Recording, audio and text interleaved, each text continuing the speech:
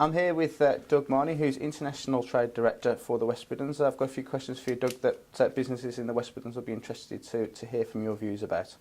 I think obviously what's in the news at the moment is the Eurozone and what's going on with the budget in the US. They're obviously huge markets for companies in the West Midlands. Should they be concerned? Is there anything that they can do to make sure that sales aren't affected? Well, you're right to say, first of all, that they are huge markets for the West Midlands companies. Old Europe and America are still our biggest markets, and by far a large percentage of our exports still go to those regions. So it's really important that we maintain our markets in those areas.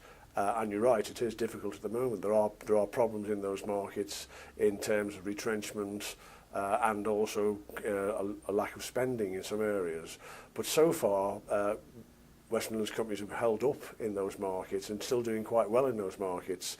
It depends very much on the product area, but there's still business to be had in those markets. It's a case perhaps of working that bit harder to find the business in the first place and doing your homework, doing your research before you go to those markets and before you try to enter them if you're new, and just sweating your contacts in if you're already in those markets and working hard in those markets, because there is still opportunity, there is still some growth there, and the size of those markets means that even a small amount of growth gives us possibilities still. You know. Obviously, in terms of what companies are really keen on is growth, and what they'll really be looking to are emerging markets. I think you said before it's more than 60% of our business is still done between the US and these traditional European countries. But where are we seeing the real growth in terms of sales to abroad from the West Midlands? Well, as you say, the longer term opportunity for companies is going to be in emerging markets, although I think actually some of the markets they call emerging have emerged. I think to call China an emerging market is a bit of an insult to the Chinese. But those sort of markets are where the real growth potential is. From a West Midlands point of view, from a comparatively low base compared to Europe, our exports to China in particular have been increasing dramatically. Our exports to India are going up. And then there's some quite other interesting markets where West Midlands companies are doing well. Quite often where there's a strong engineering base and a strong automotive base and there's a link. But markets like Turkey, for instance, Brazil are growing.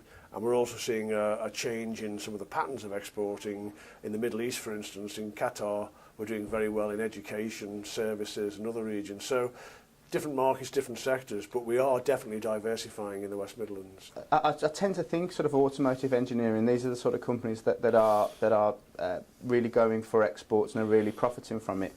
In terms of the West Midlands, are there areas where they're perhaps not punching above their weight? Are there particular sectors which could export more but aren't taking that opportunity?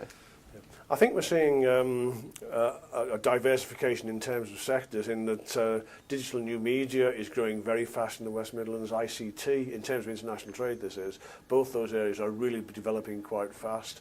There's a growing base in food and food-related businesses, although I think we could perhaps do a lot more around those areas. And you've also got a growth in some aspects of construction, green construction particularly. Medical and healthcare is starting to expand. So we are actually seeing a variation across the sectors, but you're quite right, we need to do more of it and get more companies involved in international trade from those sectors. Obviously, in the first instance, you're going to get a better feel than anyone for how much businesses in the area are sort of picking up on exports and are selling abroad. And you're across the West Midlands. Are there parts of the West Midlands which are getting in touch more, which are exporting more, and other parts which perhaps need to pick up their game? Well, I think some of the rural areas, so around Shropshire particularly, we don't do as much in those areas as we'd like to do. And I think it's partly because of the mix of the industry again. I think there's a feeling sometimes that our services are only for manufacturing companies, they're only for the big cities, and that's absolutely not the case. We want to get out and help companies, and we are helping companies, and we've got a track record of helping rural businesses to expand and diversify. We just want to see more of that and hopefully pick up more companies from those rural areas. It's obviously an interesting time for business here. We've seen a lot of changes with the new government coming in. Advantage West Midlands is sort of winding down. The LEPs are winding up. We're expecting to hear news about the enterprise zones and so on. That means that the sort of the market is changing for yourselves. Your role is going to alter. I mean, how do you see UK trade investment operating in the West Midlands ongoing now? Well, I think, as you say, there's been big changes with the new government coming in, and also the move towards localism and more local support. Advantage West Midlands, in international terms, worked very closely with us for a number of years, and very successfully. We had a number of very successful projects with Advantage West Midlands across the region. What we're looking at now, of course, is working much more closely with the LEPs, the local enterprise partnerships, as they develop. We're already talking to the individual LEPs about how we can tailor some of our services for their own patches. As we were saying, the services required in Birmingham may be different than, say, the Marches LEP, for instance. So we're looking at how we can work with those LEPs to develop our services and keep the services running through. The main thing for us at the moment actually is to ensure that the service to the client remains constant and they get the sort of services they require and need, whilst we change, if you like, the back room behind them. We don't want them to, they don't need to see that, but we will work through that with the LEPs as they come on board. And obviously it's a good time really to be exporting. The currencies are in our favour. People are sort of searching for growth, and perhaps there's been less investment in this country, so they'll be sort of looking elsewhere. There'll be a lot of companies out there that will be giving this some thought. What would your advice to them be, and what's the best sort of first step for a company that wants to get into selling abroad? Well, I think I would say this, wouldn't I? I say the first step I would say would come and see us, UKTI.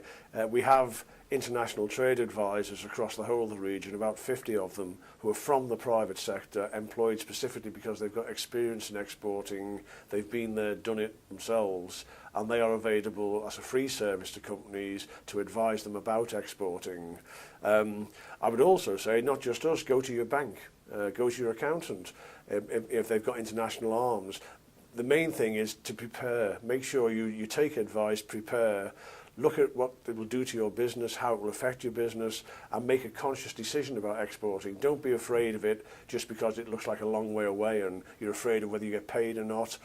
Go through the process. There's plenty of people out there who can advise you on what to do, how to do it, and then make your own decision whether it's for you or not, and we are there to help you through that process. I suppose that's the question. Is it for everyone? Is there, can all companies out there profit from this? That it's often again thought that perhaps manufacturers certainly have a part to play, but I mean, can all sorts of companies benefit from exporting, or is it something that some would be right to be wary about? Well, our international trade advisors, these guys from the Provost sector, have a saying, and that is sometimes the best advice is don't. But they will take you through that process, and then they will help you to reach that decision. And sometimes it isn't right for some companies. Either they're not ready, or perhaps their product is too localised, or they haven't got the management commitment in terms of size to be able to do it. But our advisors will be quite honest about that and open with them. Having said that, there are very many companies in the West Midlands who've perhaps survived in their local markets and in the UK market very successfully for years, who've never had to think about exporting, but they're actually very capable of doing it. They've got good product, good structures, and it is not necessarily something to be frightened of. So we would like those companies to come to us, talk it through with us, then make their decisions. That's great. Well, it's been lovely talking to you, Doug. Thank you for your time, and thanks again. Thank you.